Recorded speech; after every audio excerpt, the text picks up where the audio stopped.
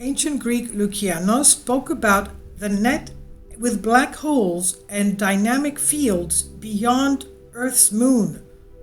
This is concerning ancient Greek texts. Lukianos was born in Syria in 120 AD, and from his work stands out a true story. Of course, what is mentioned in this project is supposedly fantastic. His story begins by traveling by a craft, a ship, from the pillars of Heraklion to the western ocean of the Atlantic with his 50 companions.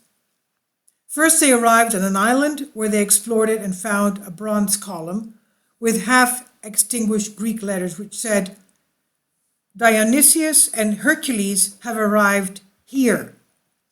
Up to here, also up to here.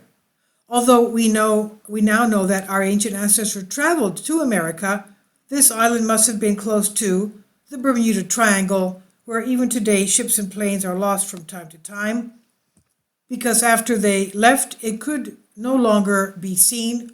At noon, a siphon arose and took the boat and turned it until it lifted it high to 300 stadiums. The Bermuda Triangle.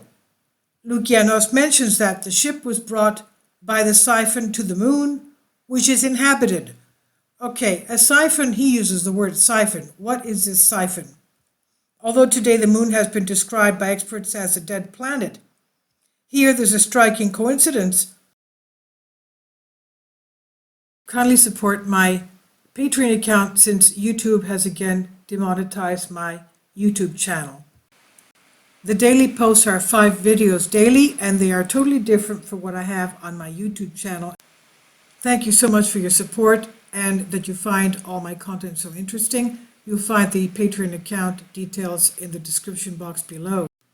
So Lukianos obviously means by his ship, his craft, something that flies and even has interstellar travel.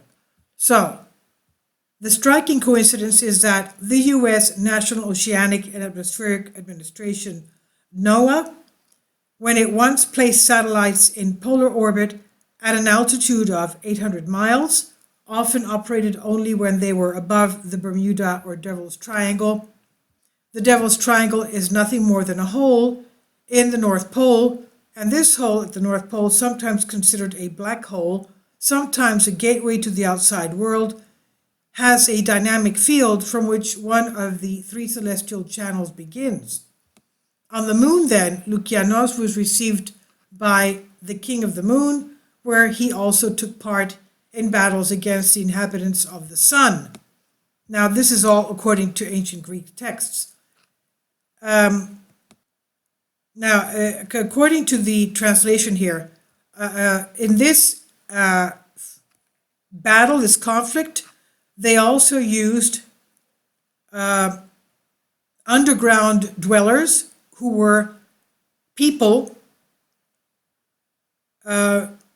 with huge eagles,